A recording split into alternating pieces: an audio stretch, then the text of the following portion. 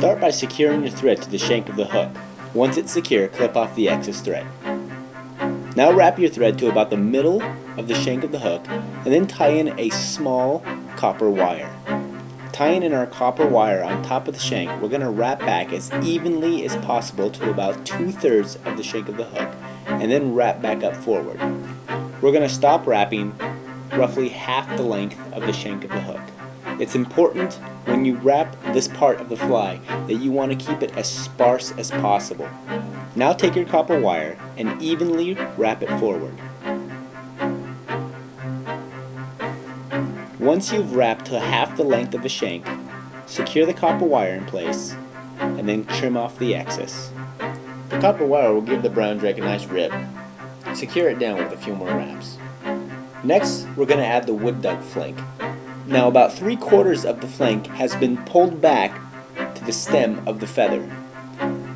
Once we have that pulled back, we're going to want to secure it down. A couple loose wraps at first, and then really secure the body down. Once secured down, the wood duck flank is going to make a nice extended body to our brown drake.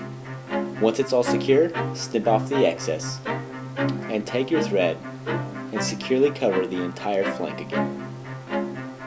The wings of our brown drake are going to be made with Hungarian partridge. We're going to take 2 feathers and tie them in at the same time, making sure that they stay on top of the shank of the hook. We're going to tie them in just shy of the eye of the hook.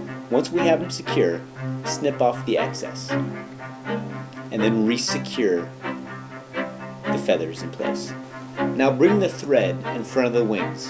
What we're going to want to do is kind of build up a little bit of thread in front of those feathers in order to make them stand upright. And now just by playing with them, you should be able to get them to stand up straight and fluff apart to make nice wings. Once you have your wings in place, take your thread back to the center of the shank, and we're going to tie in our size 12 dry fly grizzly hackle. Bare the stem and secure the hackle in place. Now take the hackle and start twisting it around the shank of the hook. About 4 wraps behind the wings and another 4 wraps in front. Now secure the hackle down just shy of the eye of the hook. And then clip off the excess hackle. Be sure the fibers of the hackle are pushed away from the eye of the hook and then whip finish. And then clip off your thread. Now the hackle that we built up for the body of the fly, we're going to want to trim off right underneath it in order to help this fly sit nice and flush on the water.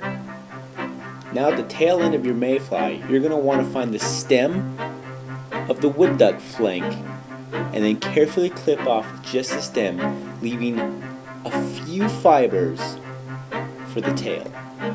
If clipped correctly, you should have a nice split tail for your brown drake. And you've just created the Hatchmaster brown drake.